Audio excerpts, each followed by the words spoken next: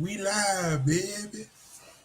Okay, so it'll take a couple of seconds for Instagram to join us.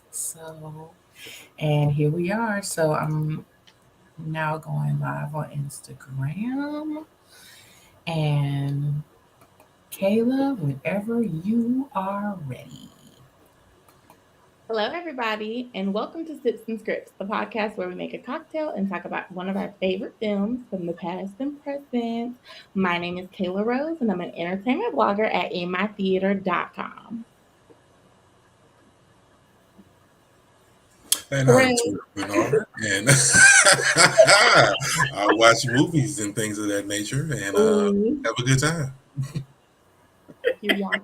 periate. Yes, and I I am Kirsten A. Jackson, and I am a blogger and cocktail influencer at lowcountrysocialite.com. So welcome to the show. Yerp. Welcome Welcome. everybody. Welcome to the show. If you're just tuning in with us, you'll see that things are a little different now. We've been missing off of your timeline for a while now, but we are back working behind the scenes to get clearer and better audio and all of that quality content to you guys. So we are using a new platform. So please bear with us. You've probably seen us testing going live multiple times on your timeline. So we're actually here now with a movie instead of just wondering what we're doing. But welcome to the show and thank you for joining us if you are joining us. And the movie that we are talking about today, well, you know what? It's been a while. First, before we even do that, Terrell, how you doing? Man, I'm okay. Yeah, I'm all right. I'm You straight. okay? You had Yeah, I'm okay. something Uh, happen. right. Do we need to talk about it? Yes, No, talk about it. work. You know how work is. Oh, yeah. Sometimes it just It's a crazy world right now. piles up, and you like, Yeah. Kayla, how you doing? Girl, I'm doing good. Blessed and in high spirits. Blessed and in high spirits. Good, good, good, Mhm, okay. good mhm. to How hear. is you doing, Kirsten? I am doing fine. I'm working through the growing pains of learning a new platform, but I think that this will deliver our content in a better way to our audience and help it to grow. But as always, the best way for us to grow is word of mouth. So if you are tuning in or if you tune into the replay, please share the stream. Please tell your friends. If we talk about movies that you love, please share it or leave us a comment letting us know that we're picking the right movies. Um, Right. and also, if you have a movie that you want us to discuss, or you want to kind of join us in the comment section, then let us know. Leave us a comment because this is designed to be interactive. So, yeah, let us know if there's a movie you want us to do. But the movie that we are going to discuss today is The Wiz. The Wiz. Pause for Mhm. fanfare. Yeah. So we're gonna be talking about The Wiz today. And for those of you who are joining us for the first time, because we're actually live on Instagram now, um, what we do is we're not necessarily a review podcast, but we do kind of review the film, but we just really just talk about the film. We talk about some of the dynamics in the film. We talk about the plot, but we also talk about the impact of the film on the culture, specifically our culture, African American culture, but also just pop culture in general. And we talk about the lasting effects of the film, and we talk about some of the different interactions between the characters and what we can learn from these films. So yeah, that is what we do, and we always pair a really great cocktail to sip along with our movie adventure. Yeah. So, you guys What ready we for sip? a cocktail? We sipping? Y'all, what we sipping on? I was like, we're doing the whiz. We gotta do something that's like Emerald City because a green cocktail is always fun. So I got my big giant glass here, Mm-hmm. and we're gonna make us a cocktail Okay. Not the called Incredible Hulk, is it? No Wrong Film. Ooh.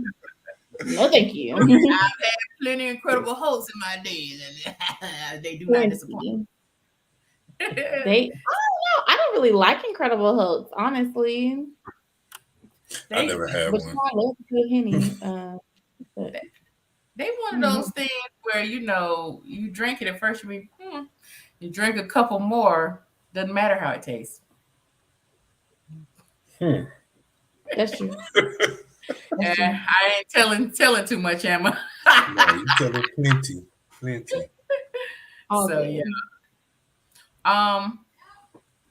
Okay, so let's see.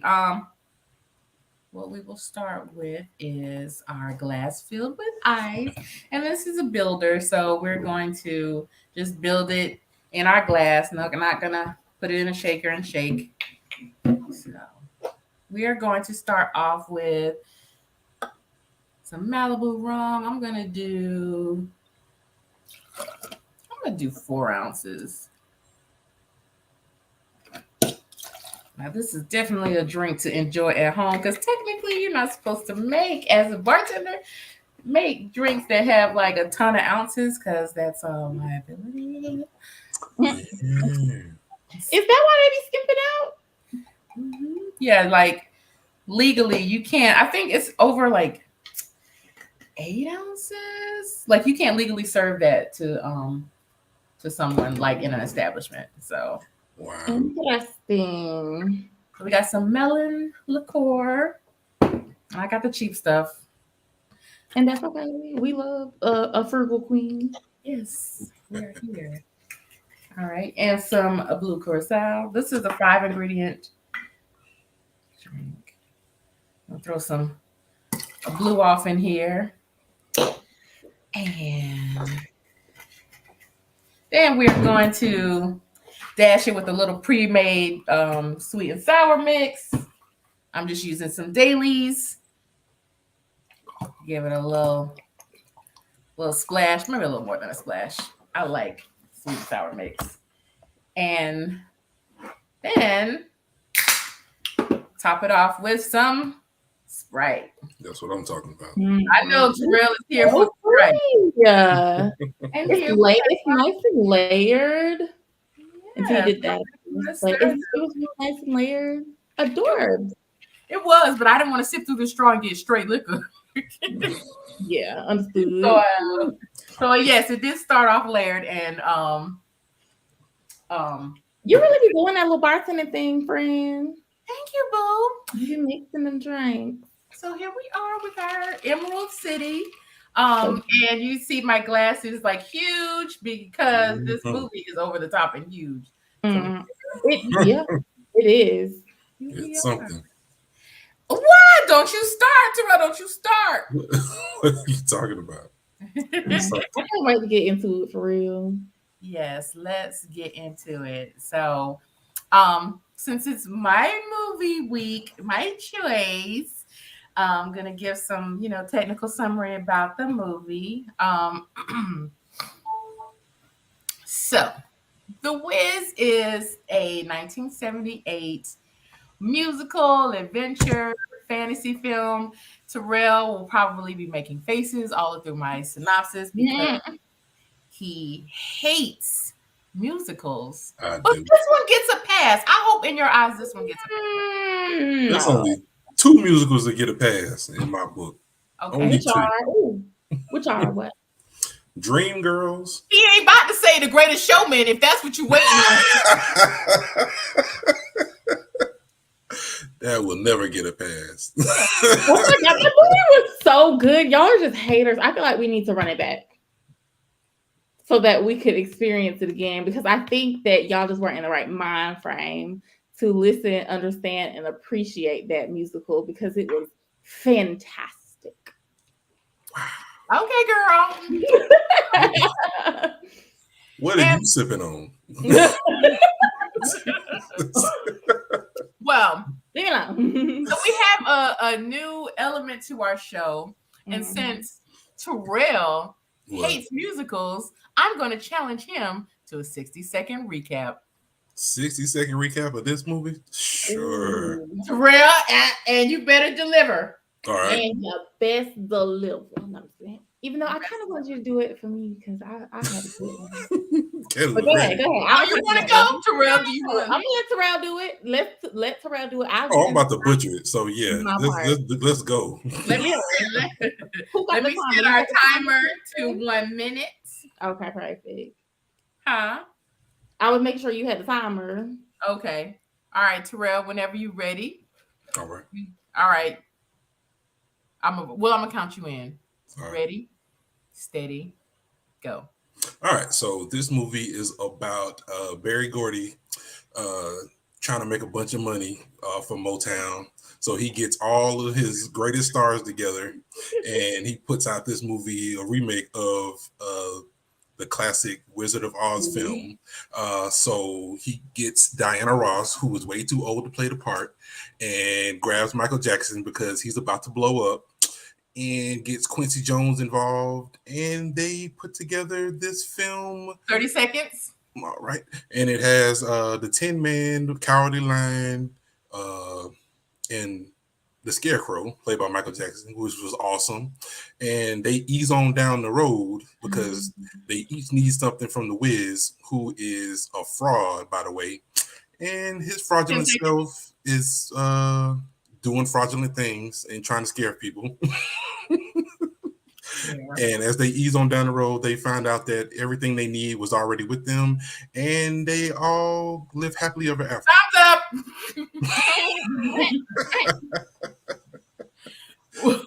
that was something. It was. Yeah. Yes. That was something. So yeah. Is that not what happened? Did I miss something? Good job. I mean, even throwing in the shade to Berry Gordy, you was wrong for that, but okay, I'm there with you. I'm just saying, Motown, they was, trying to stay relevant. Well, late yeah. 70s. Well, the movie it was released in 1978, and it is based off of obviously the book by L. Frank Baum, which was written in 1900. But it's really kind of based off of the Broadway show that opened in 1974. Now our Dorothy there was Stephanie Mills, the one I heard should have been, who was supposed to play it in the movie. We gonna get into it. We gonna talk about it. Okay. I got plenty to say. And I have questions for you guys that I want answers to. So, but yeah, so the film was released in 1978, and it was a commercial failure. Ooh, wow. Yeah. And there are reasons for that. And we're going to talk about that too, because some of it was a little unfair. But here we are. We are. Yes, but it was a commercial failure. The film, had a $24 million budget, which was absolutely unheard of, not for just like a Black film, but for any film like in the 70s, 24 million.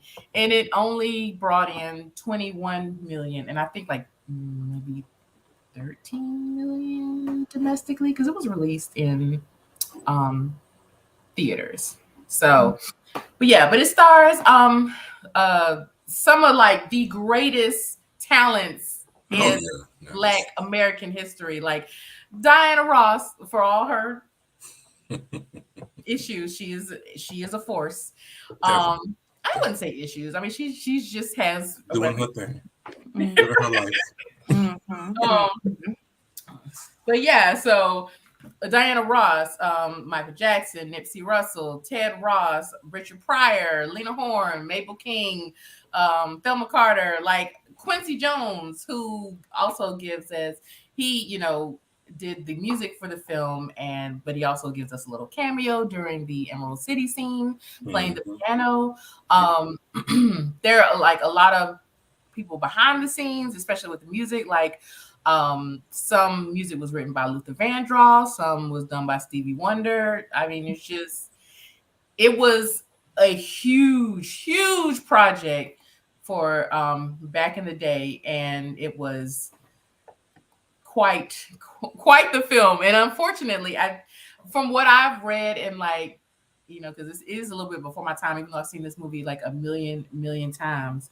From what I've read, it was like everyone was so excited to get the rights to this film that they just didn't even, I don't think the studio even set a budget. They just make a movie. Yeah, they just was like, do whatever. Because the Broadway show was such a success, they thought that, yeah, that of course that will the film will be a success. And it just wasn't the same. A lot of the criticisms of the film was that it did not translate well to screen. And also the actors, specifically Diana Ross, just did not deliver. I disagree with that, because I feel like Diana Ross was so, like, if this was how the movie was supposed to be, she was real dramatic. And I felt like every time I seen her scream, I was like, this is hilarious. And I'm assuming this is supposed to be a comedy, because it was so funny to me. Because I mean, her face was matching. She would have done great in like a horror film. But that's a lot of the critique that some people were saying, was that like the Dorothy that she did was very neurotic and kind of like, because Dorothy is initially written like in the book and of course in the MGM film, which people call the white version and the black version. But in the MGM film, The Wizard of Oz, was it not? I'm about to say, is that not right? True, because were there any black people in The Wizard of Oz? Really?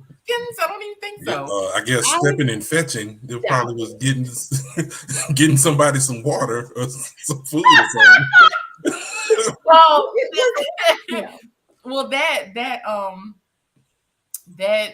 film, gosh, what was I saying? Y'all are crazy. But yeah, that Diana's Dorothy was just very weird. Like Dorothy is really written to be like this precocious, energetic child, and she was like, in my opinion, she was completely horny during the whole film. She was what? Horny. Really? Horny? That's what I got from her, like the whole time. What? H or a C? Because I mean, both. I said H. You said H? Mm-hmm. Really? I didn't get that at all. Wow. Okay. I'm gonna go into that because there's like a couple things we're gonna talk about. But first, let's start with everybody's history with the film. So, Terrell, you want to give your history with this film? Sure. With this film, I really didn't watch it that much growing up. I think I found more respect for it as I got older. And I think I finally watched the entire thing for the first time today. I usually stop after a while. After he a mean old line, I'm like, all right, that's enough of that. He a mean old line. But I get it. Kayla, you want to share your history? You know, we have resident baby. Usually it's her first time with things with us. It was. And the reason why I had never watched The Wiz is because it used to scare me as a child. We'll get into that. And so I have like literally never been interested in watching it, because if you know anything about me, I am not I didn't used to be a scary movie girl. I can tolerate it a little bit more thanks to my best friend and her husband, because they love Halloween, and we do this like 31 days of Halloween. And they be picking the scariest movies, and I'd be like, this is terrifying. But I've been able to tolerate it a little bit more. So watching this today for the first time as well was not as bad. I definitely have some critiques of this movie, but I also thought it was okay. So we'll get into it. You're gonna have to say all of that one more time because I did something and I don't know what it was. Uh-oh. Why? Sorry, love you. So what part? Like from me? Well, you Like said it scared you, and that you were saying something about your best friend. yeah, my best friend and her husband do this. We do this 31 days of Halloween where we watch like for some reason I feel like they pick the scariest movies ever. But it's built my tolerance for watching scarier things, so I wasn't as afraid to watch The Wiz today. I'm But so proud of you. today I was like, I don't want to see that. This looks like a horror film. So. But yeah, and that was one of the critiques of this film was that like it was too silly for adults, but too scary for children. Mm-hmm. Yeah. So but no, but as far as Diana's horniness through the film, like when she met up with the Tin Man and she's like, there, how does that feel? When she gave him the oil, I was like, what is he doing?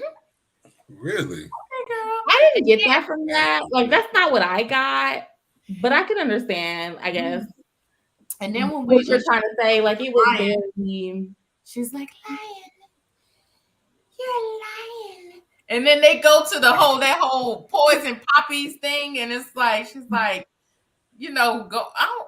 I was okay, girl. And I just feel like I mean it, and people have said this for years. It's always been like a super weird. No sound on. For everybody, just us or just you? Oh yeah. What did you do, Kirsten? Fix it, Kayla. Fix it. I know. I don't know what she could have done. I don't know. I mean, everything looks correct. Let me just go on Instagram somebody and see if you can. Yeah. Hear. I'm on. Can you hear though?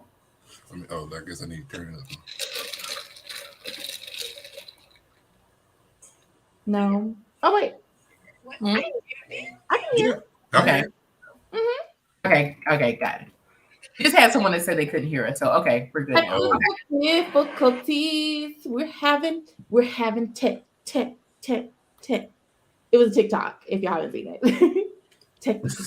I didn't see. I have seen it. I just wasn't expecting it.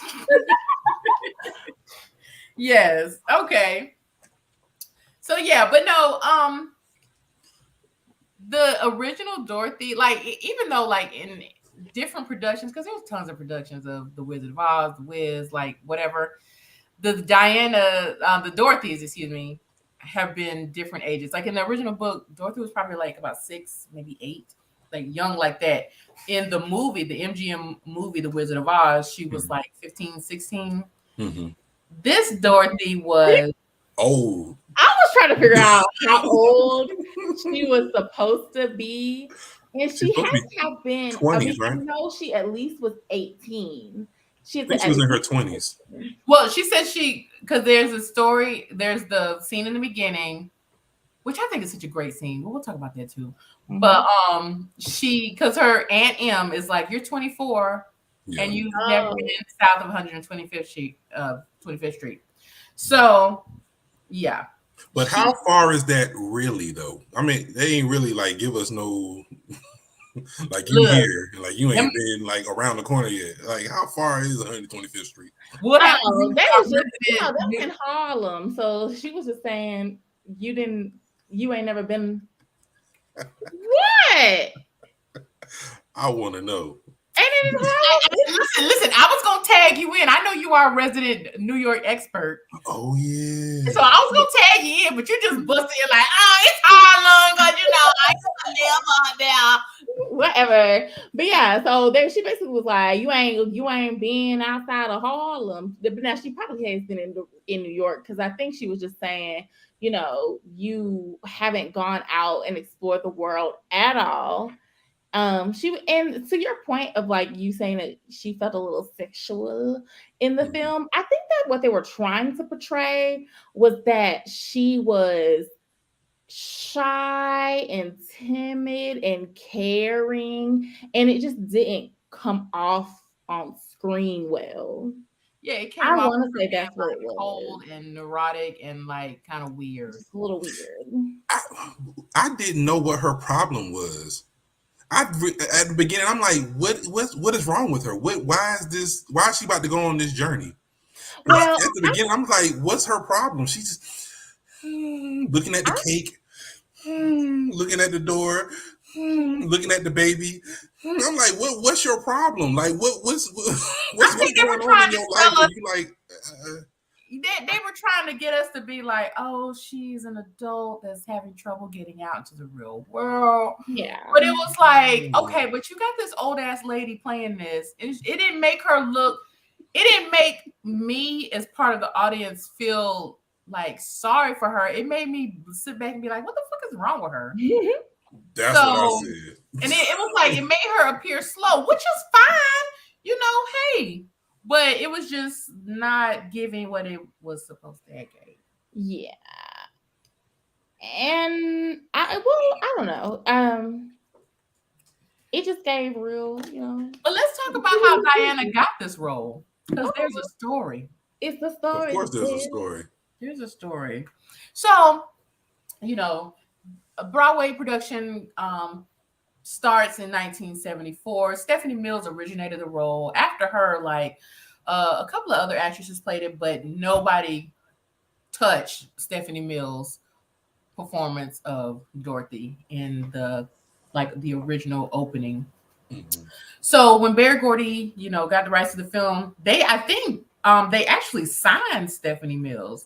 She was 20 years old at the time. She originated that role at age 16. So she was like the appropriate age, and she was still like, because I watched videos on YouTube of Stephanie Mills' performance in The Wiz on Broadway, and it is like amazing. One, she's like this little, she's little like in stature, like she's just a small person.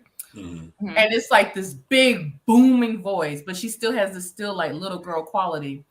And she is a little girl. She's like 16. Mm-hmm. So because I remember specifically there's a YouTube video where she's saying that I'm a Lion song after they got poisoned by the poppies. Mm-hmm. And like the guy who played the lion, he's like almost like 7 feet tall, and he picks her up because she's like a little doll, and it's the cutest thing. I'll post it in the comments somewhere or share it on Instagram. But yeah, so she, people kept talking about this little girl with a big booming voice, and so she was signed. Diana Ross went to Berry Gordy and was like, I want to be in this film. I want this. Because it was the star-studded event, Mm-hmm. So he was like, no. And Berry Gordy told Diana no. She went around him. That didn't work. She went around him to Universal. And I've heard two different like stories, but they're not necessarily conflicting, so they could have both happened. Mm-hmm. But it was either that she promised that she would bring Michael Jackson along if she got this role, or it was that she got Universal to finance the film if she could get the role.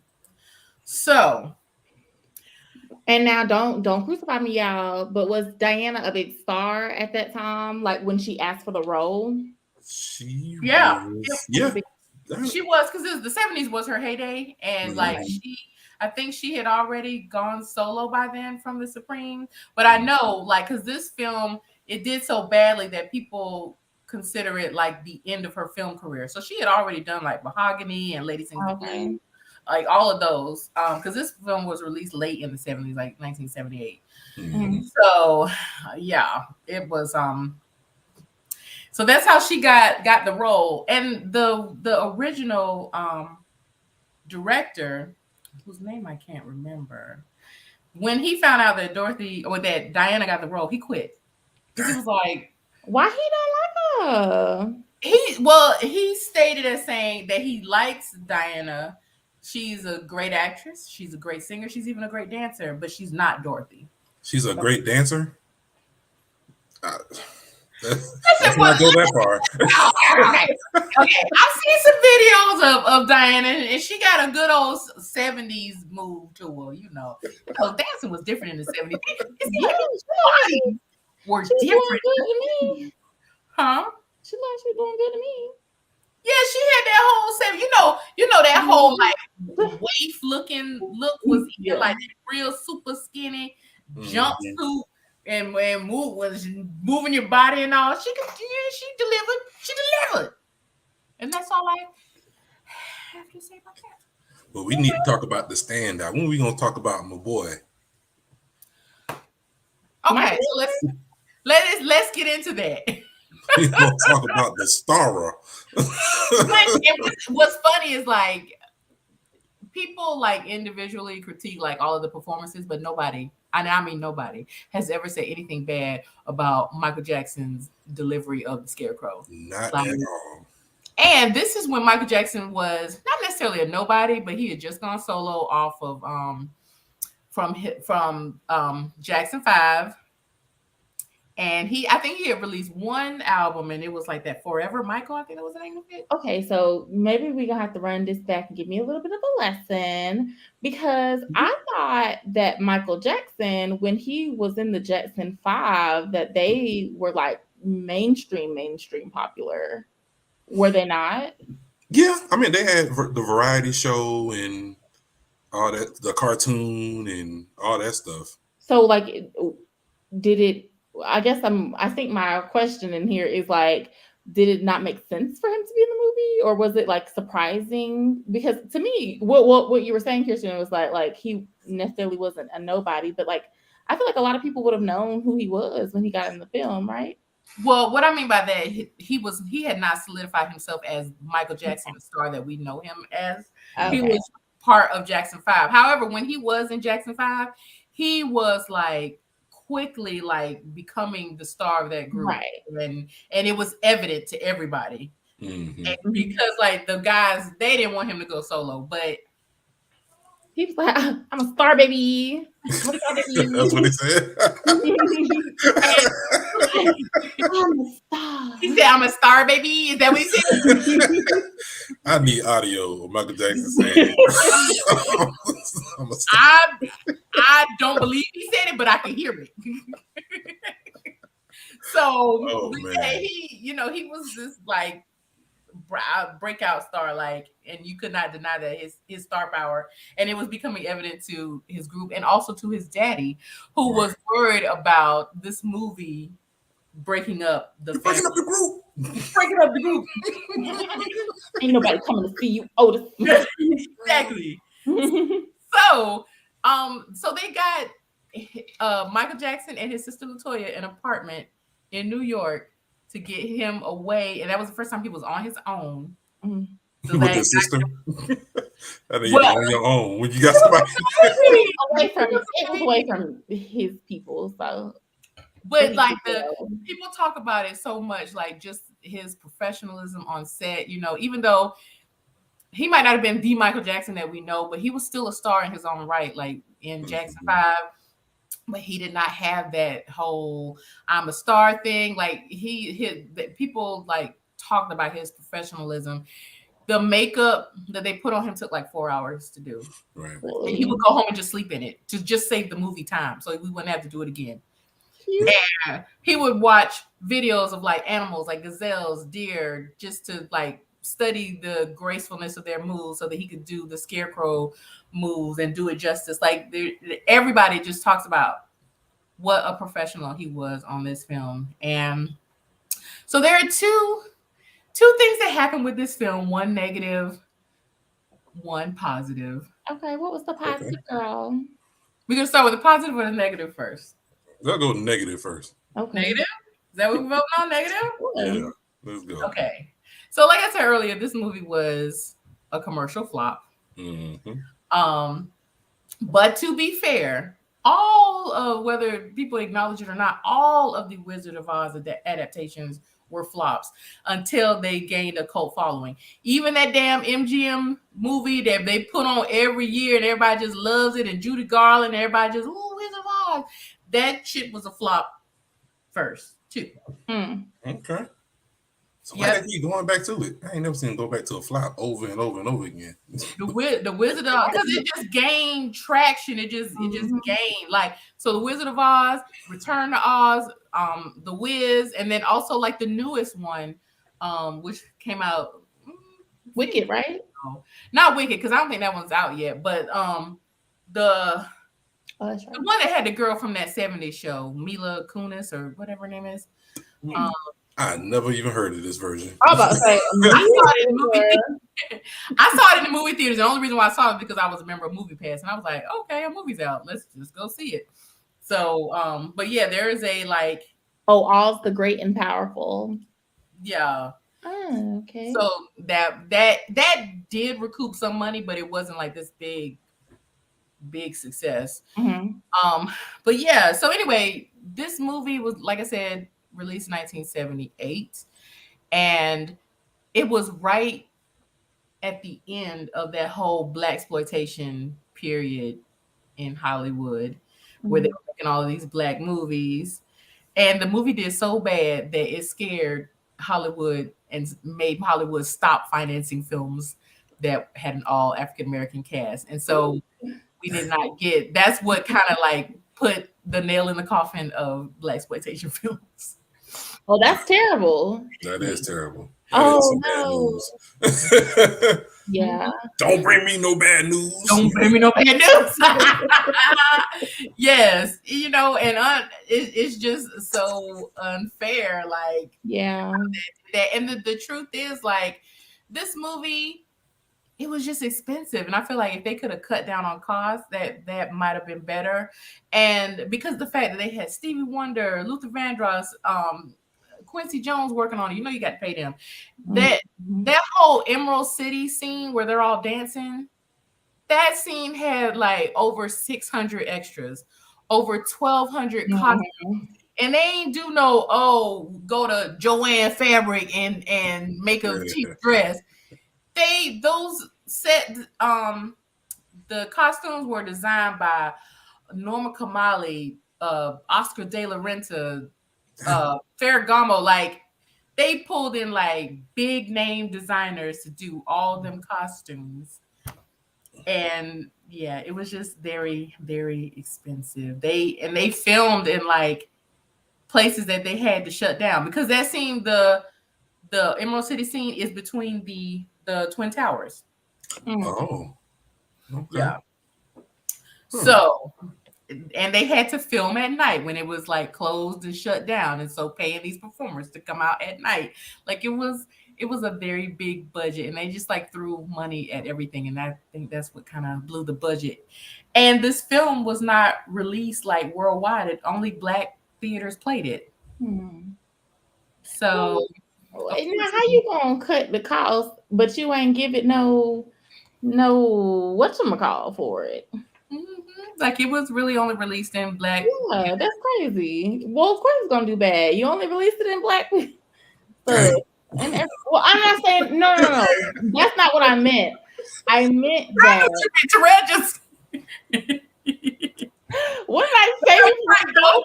No, I'm just kidding. You're not wrong. I mean, but so what you trying to say? In the 70s or something, I feel like people did not have leisure time. You had to fight for everything, but then you had to go to work, double time, overtime, triple time, and like, I just don't. You might not have the extra funds to go to the movies and stuff like that. So, you know, when you factor all that stuff in, I can understand why. And then white people wasn't going to no black movie theater, you know. So. Yeah, white people were not going to go to that side of town to go to the movies. And when you had to be a black person that lived in a town that had a movie theater that was black and that was showing this film, so it just was doomed. That's all. And then also a lot of people were just upset because there are a lot of changes from the movie, from the Broadway show to the movie. Like, they decided to put this movie in this like dystopian gritty New York scene, and it's like that was also very weird. So, because It was very dark. It was very dark. Yeah, it was dark. Yeah, it was a very dark film, and it was like just very, very gritty. Like, I mean, there's prostitutes dancing. Yeah, but I love that scene, but hey.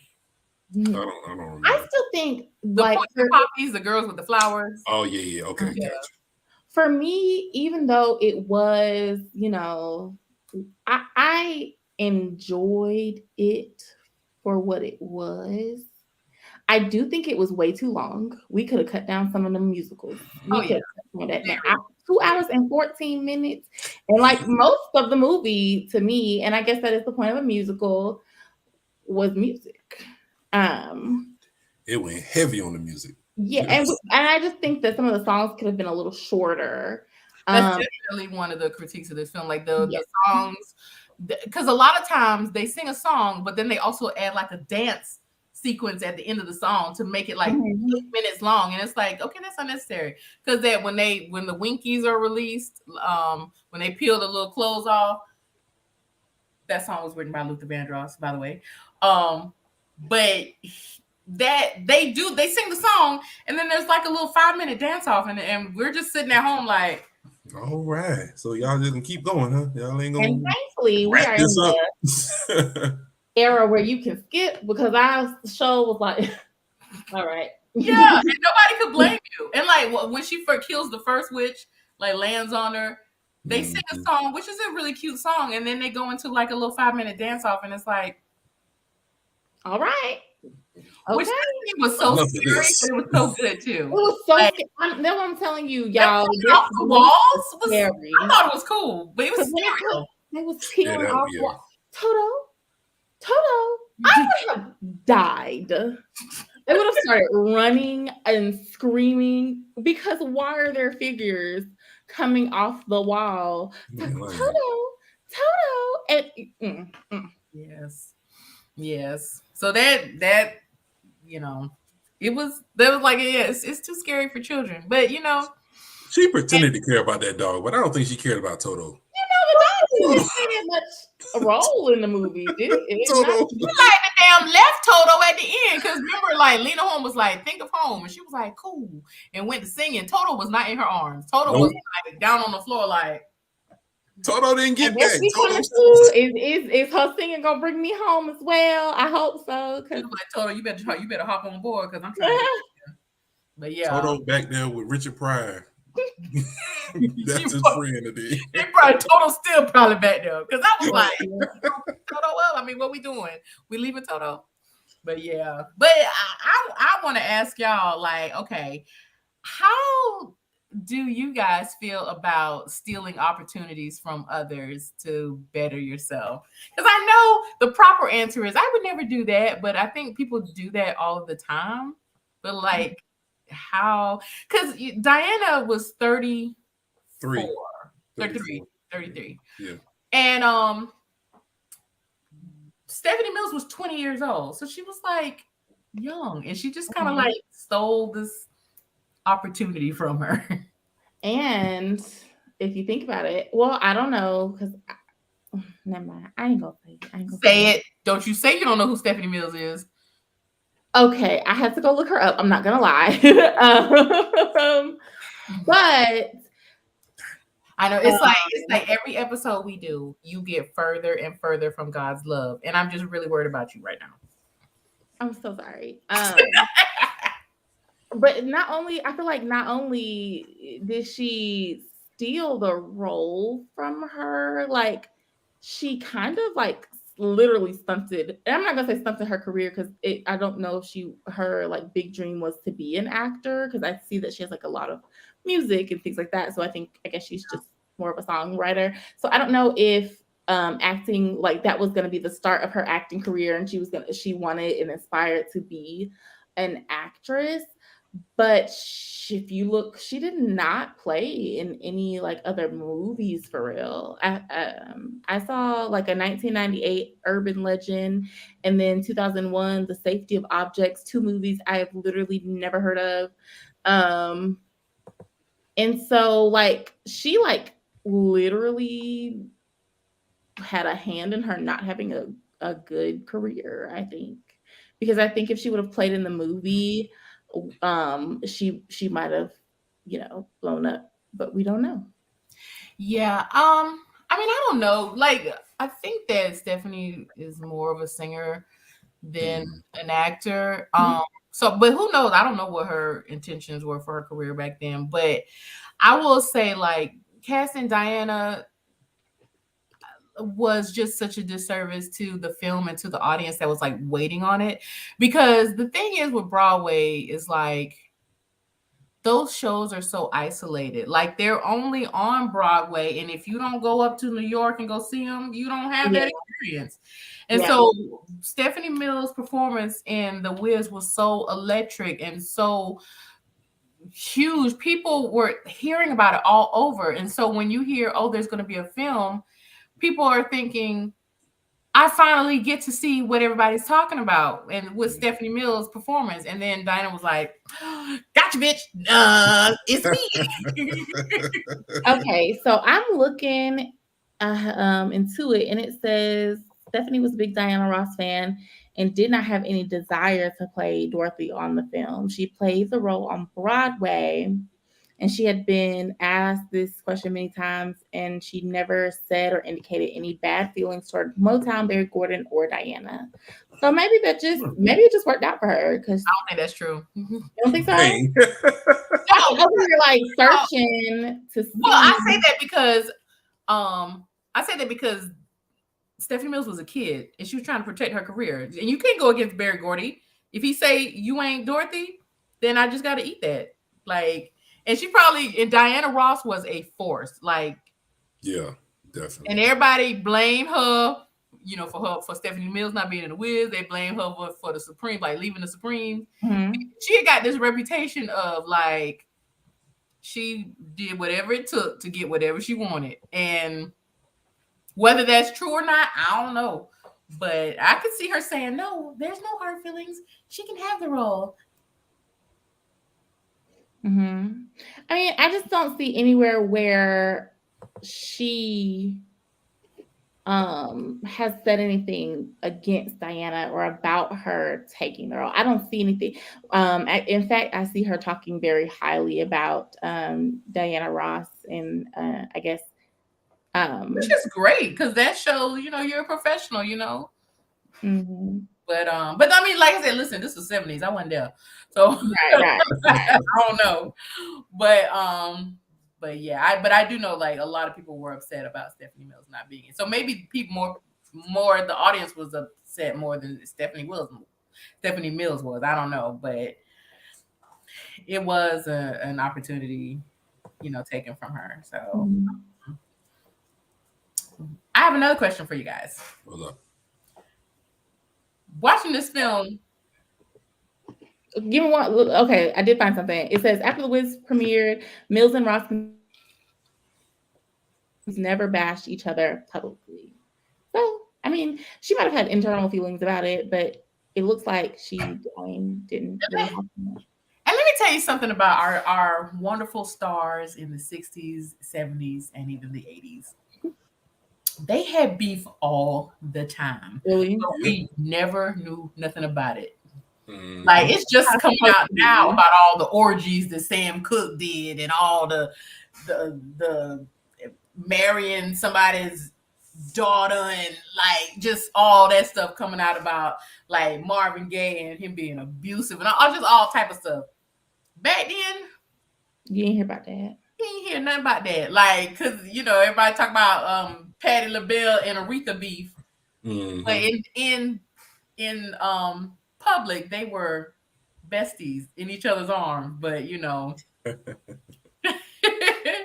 so yeah, it was just a different day. They ain't get on Twitter and be like, "Bitch, I heard." I heard you talking about me. What's that? You got something to say? Say it in my tweets. Like, They're doing it now. Yeah. Babyface and Anita Baker. Yeah. Which is so hilarious. Oh, it's so cute. Mm-hmm.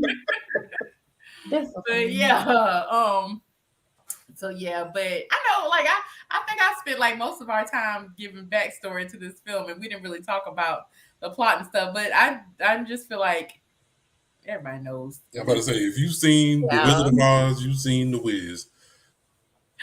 Minus the musical numbers. This is true, but I do have a question though. Another question.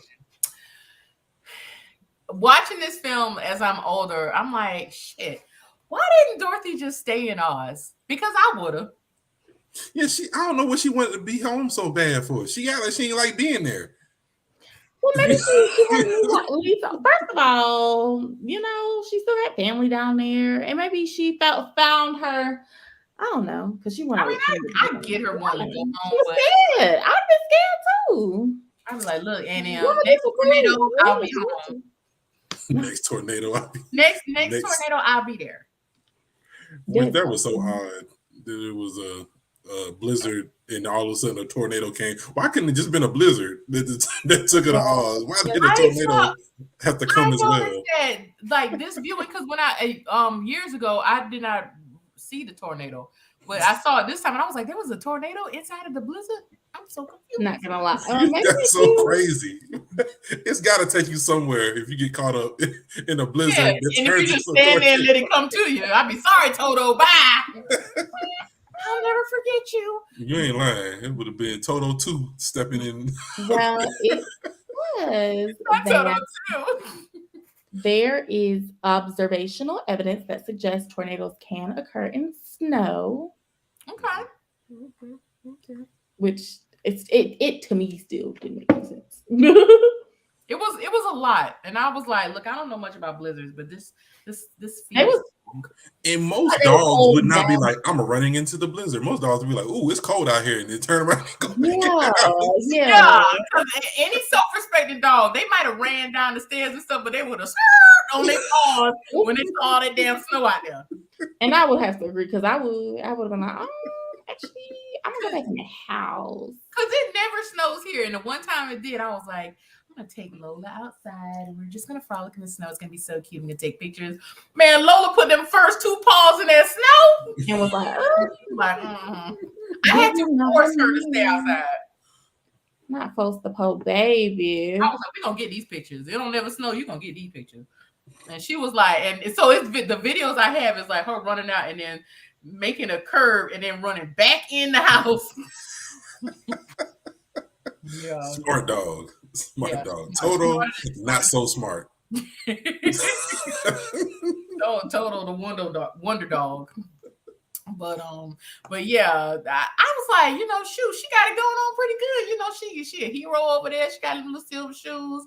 She done got in close with the Wiz. They collab. Shoot. But she was like, come on.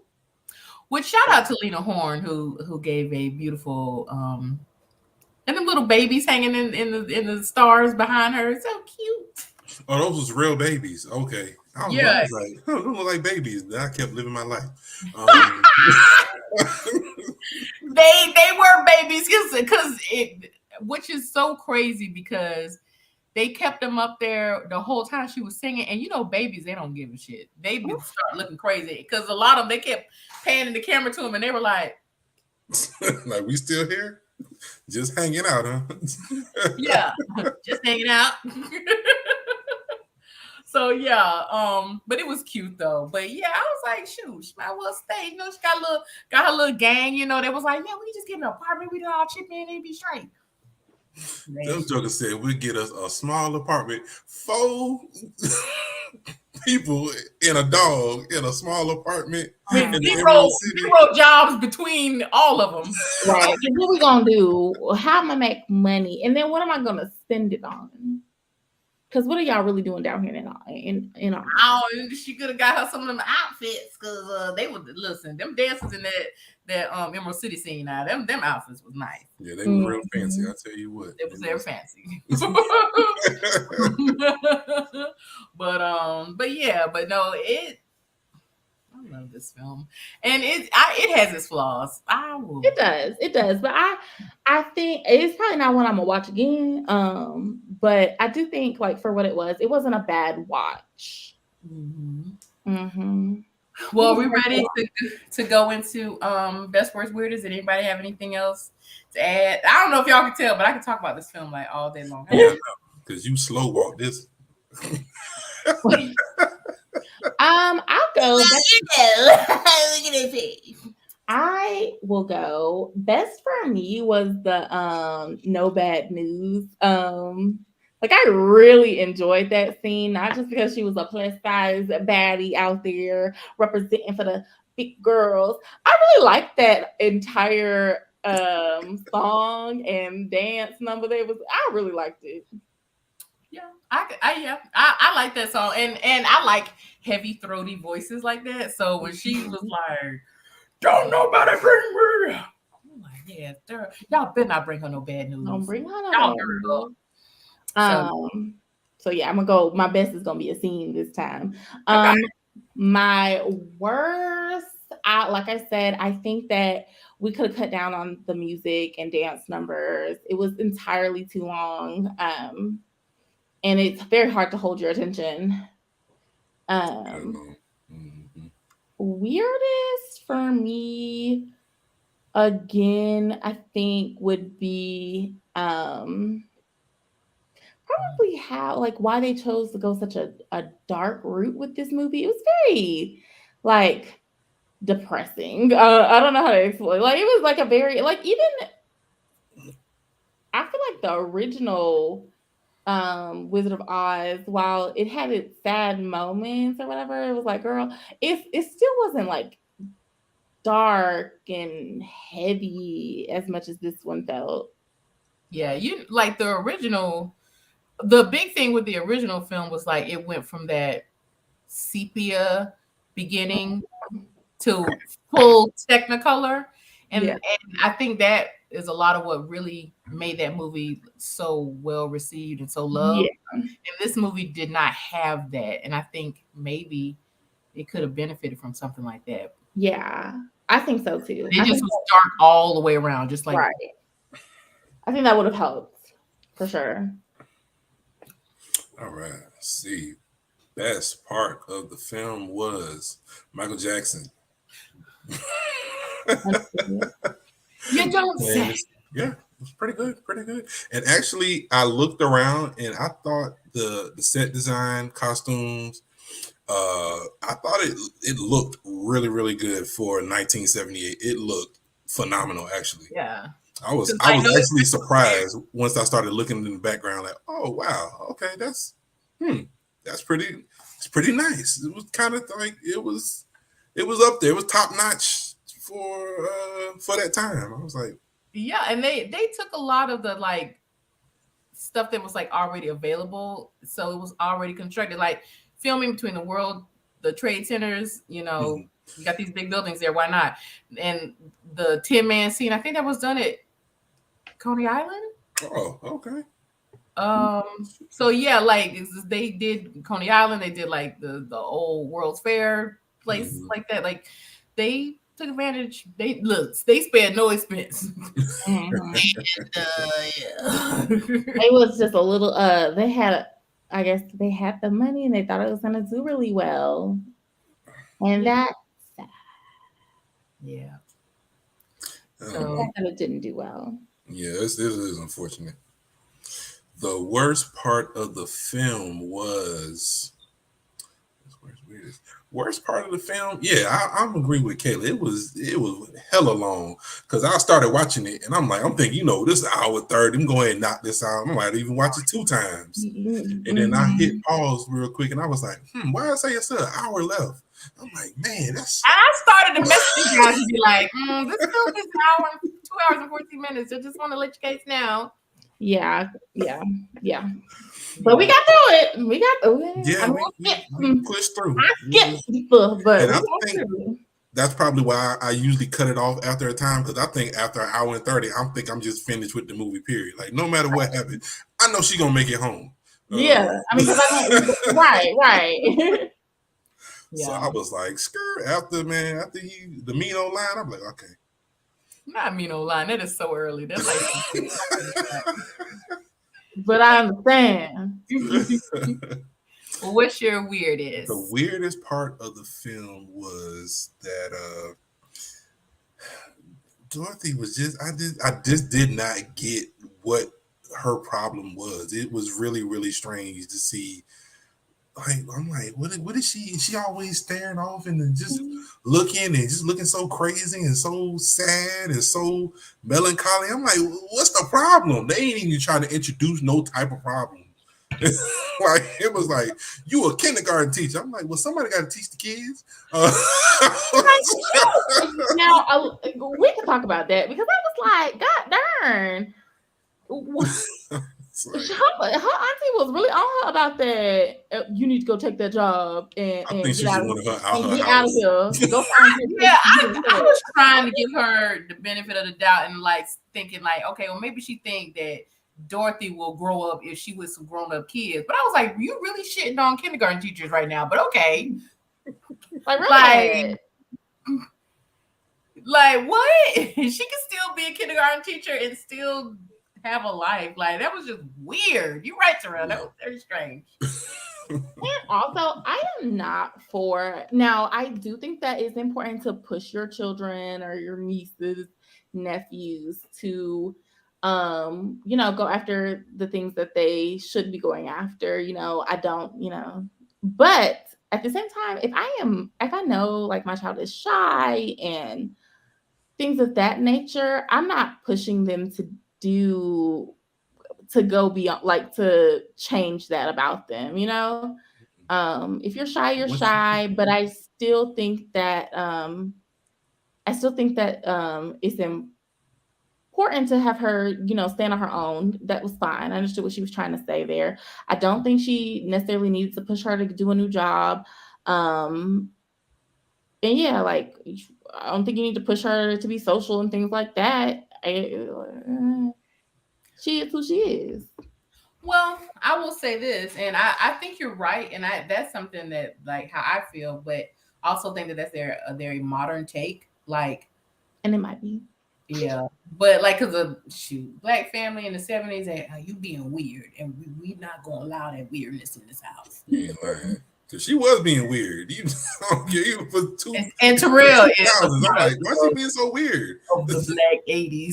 So you being weird and we don't do weird in this family. No. They really did treat her like the Uncle Pete of this movie. It was real like locked up in the back room, just finding you a plate. Yeah, with money in your TV. Like yes, but yeah. I will say the best. Okay, so I don't know if y'all can tell, but I really love this movie. Mm-hmm. So the best is just like for me, it's a lot of things, but I'm not gonna just go all down that. But I will say this isn't my best, but I'm gonna add it because remember we were talking about like the negatives and the positives. I didn't give the positive, I just gave the negative.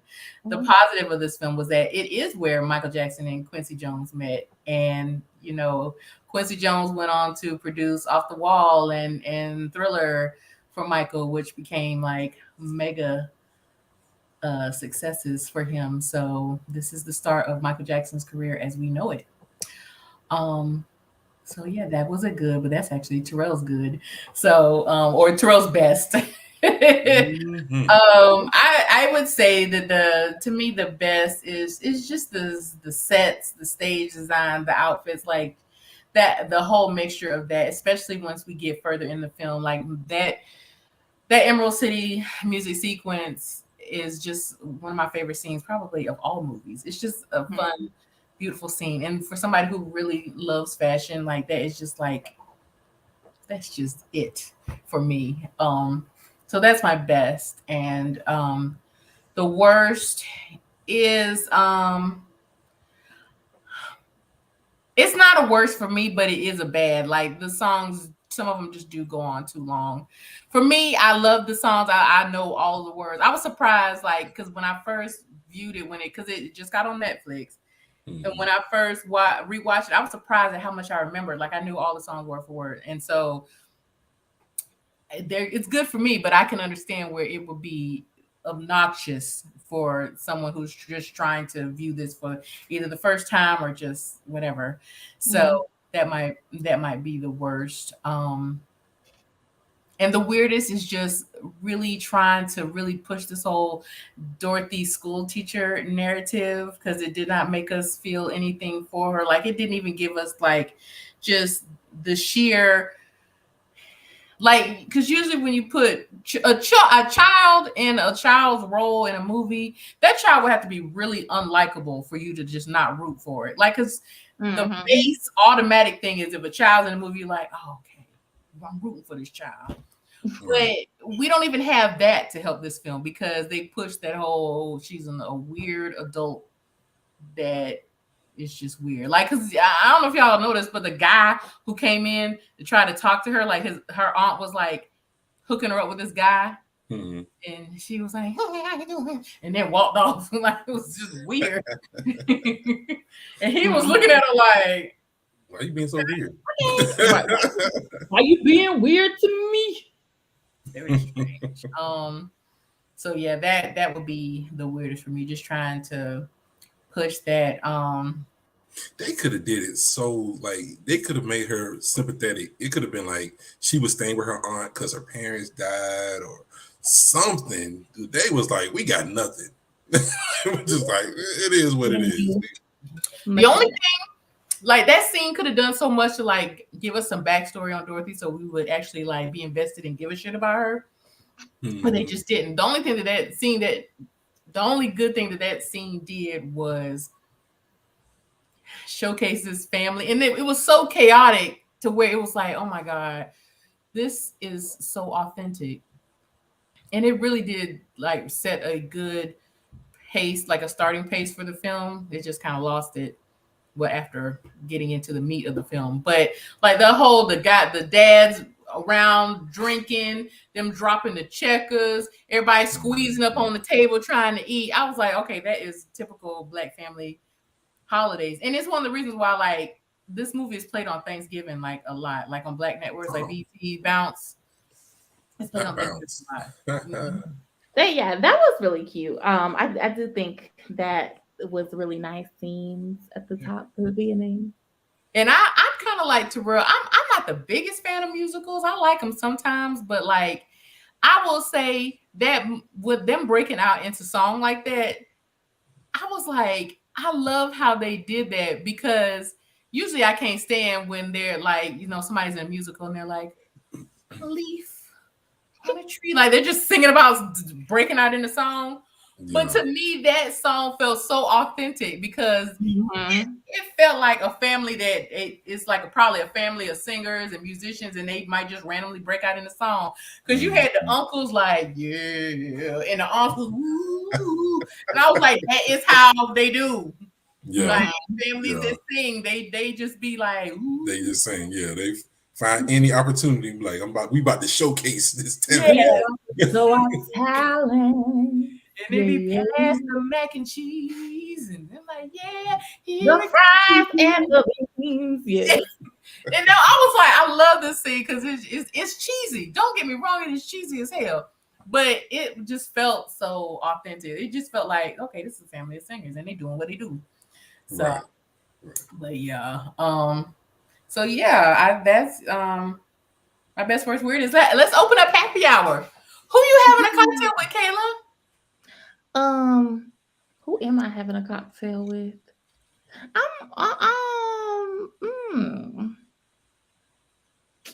Is anyone cocktail worthy in here? Let's think. I'm trying to think who I would want to sit down and have a cocktail with.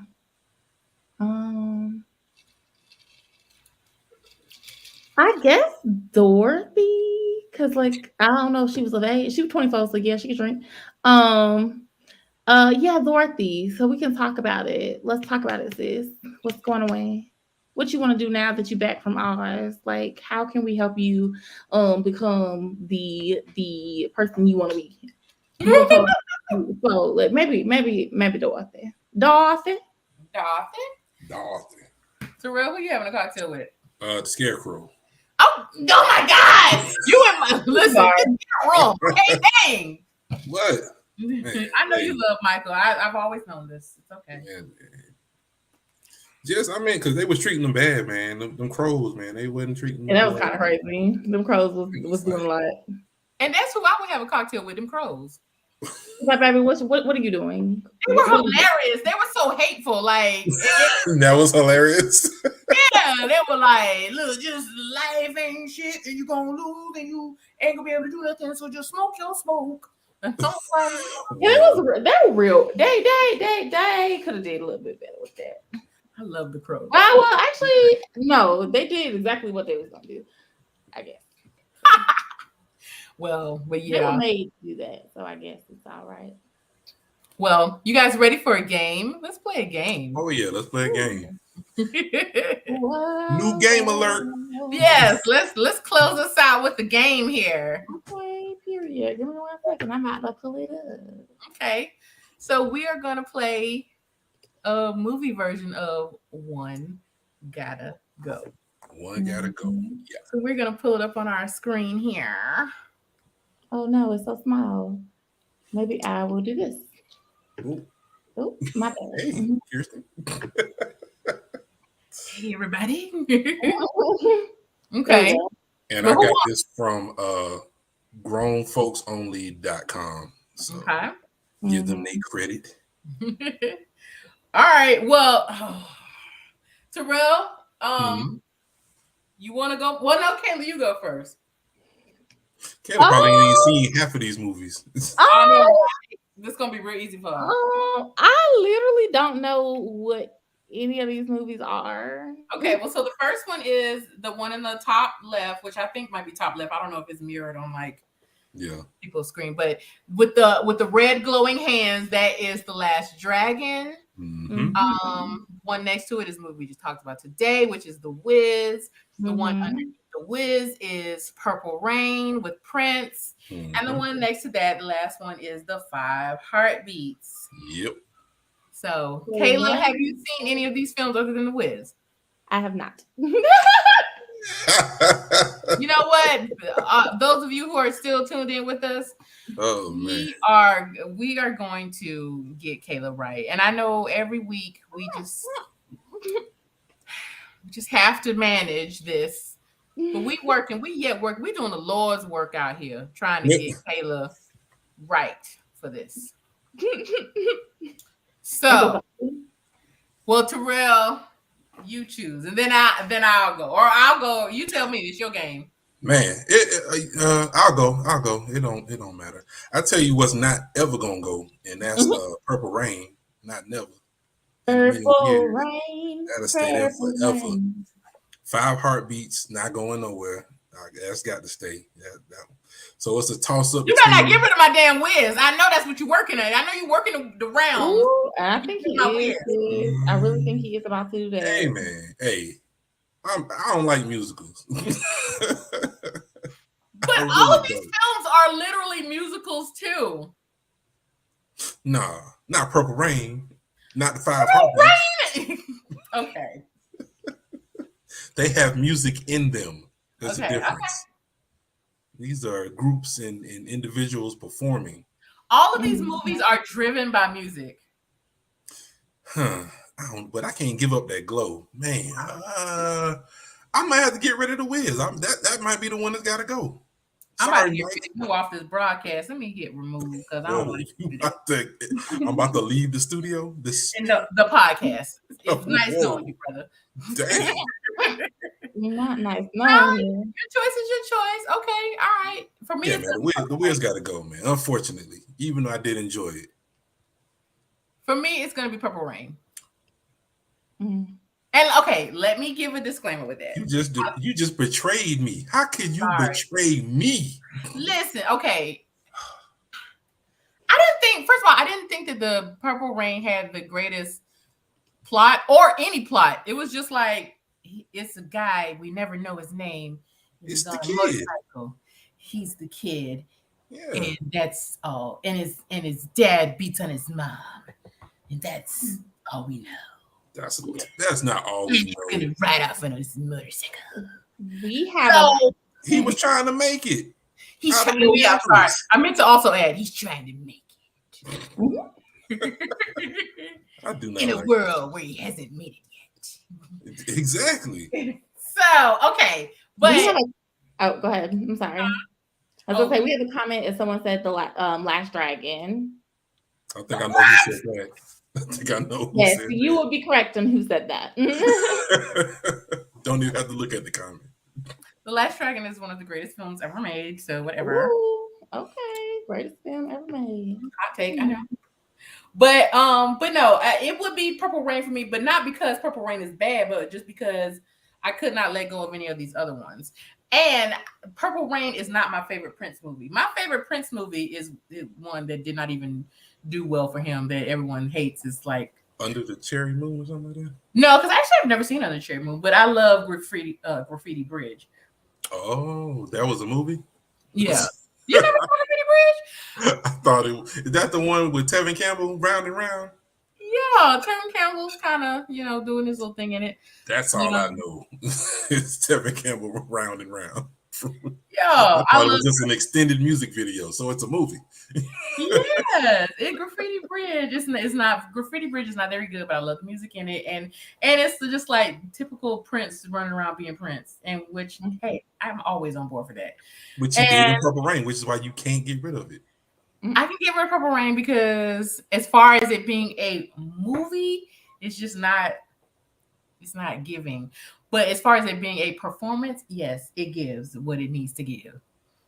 Mm-hmm. But Last Dragon, all of these movies, and one of the other reasons why is like all four of these movies I've seen, but The Last Dragon, The Wiz, and The Five Heartbeats, I've seen multiple times. I've only seen Purple Rain like once or twice. Oh, well, that's your problem. You need to watch it more. That's my problem. That's your problem. That's it. So, but yeah, so that's my choice. Purple Rain. Ooh. All right. Well, let's get our screen back since Kayla's not participating because she sucks because she doesn't know these movies. And well, now hold on. I've seen The Five Heartbeats. We gonna get her right though. We gonna get her right. What? It was. You keep making us watch High School Musicals and stuff. You gonna watch these classics? Yeah, you gonna watch these classics. Yeah, you gonna get this classic work. You gonna get lovely. So what else? I think that's it. Yeah. What's everybody binging? Oh, Out that way. Terrell, what are you watching this?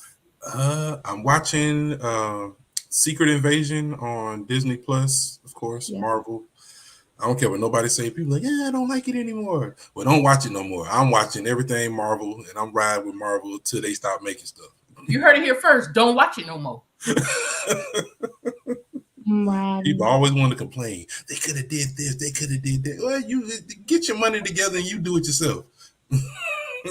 Right. Okay, I guess he told us. Kayla, what you watching this week? I am also watching Secret Invasion, even though I guess it's not binge because it's a drip content. I'm not really watching anything. There's a couple of, and I think it's a movie. The Thickest, isn't it The Thickest in the Game? Is it Survival of the Thickest or with the lady? I think you're right. It's not Survival of the Thickest. I want to start that. I haven't started it yet, but I'm super interested. So I'm gonna start that soon. I think she's so cute, and she reminds me of your wife, Drew. Oh, reminds you of what? Of your wife. Who? what's her When name? you married. I'm talking about who is the person. I don't know. I don't know what y'all talking about. That was like real funny. Michelle Batois. Michelle Batois. Okay. She's in First Wives Club, the show, the BET show. If you see her, you would know her.